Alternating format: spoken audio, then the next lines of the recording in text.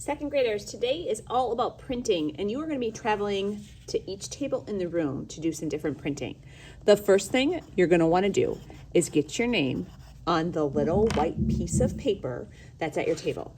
I want you to take this paper and your messy mat, or find a messy mat in the back of the room and put your name tag on it. That is going to be where you travel and bring all of your prints today. You're going to have a total of 6 prints. I'm going to show you a couple of the different tools and the best way to print. You don't have to worry about putting your name on the back of everything because it's going to go on that messy mat with your name tag. At a couple of the stations, you might find the foam rollers. These you want to be gentle as you put them in paint. You want to try to just get paint on that textured part, the zigzag. You don't want paint gobbed all over that. So I am not pushing hard, I'm rolling this gently in the paint. My roller is going to travel any direction. So if you wanna go the short way, you can. If you wanna go the long way, you can. And as I roll with this, I am not pushing hard.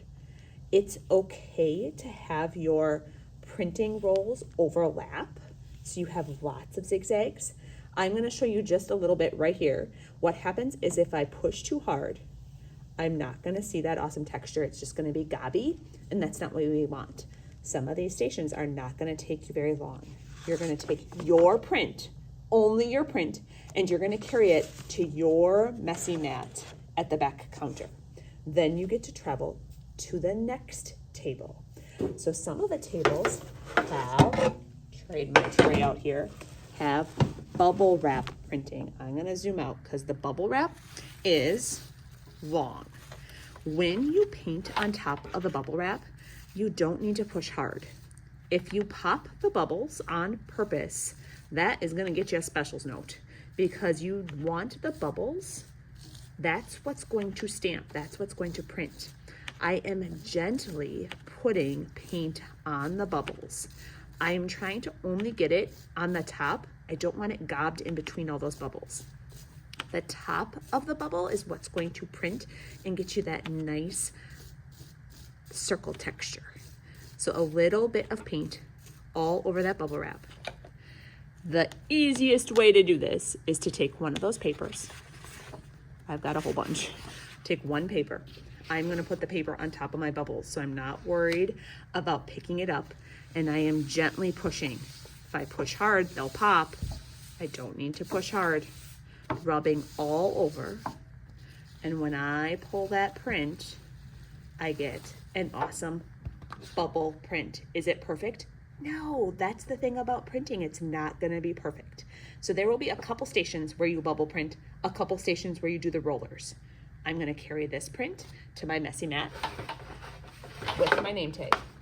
Chances are you might have to gently layer them together so that we know that they belong to you with your name tag.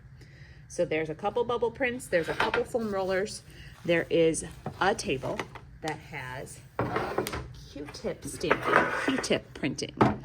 This is not hard, but you got to be gentle. On this entire paper, you get one Q-tip. You are gently putting the Q-tip in the paint, gently stamping. You want to try to keep these dots together. The closer together they are, the nicer they're going to look in our collaged project. Notice how I'm gently pushing. If you jab that Q-tip, which I've seen kids do, it flattens out and does not work nice. You do have a second end if you need it, but you only get one Q-tip.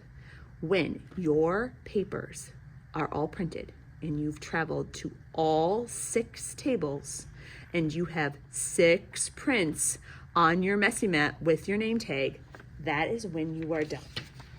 I am going to put this also on my messy mat. It's okay if they kind of overlap, as long as they're by your name, we'll know they're yours. They're gonna stay on the back counter to dry so we can collage with them next time.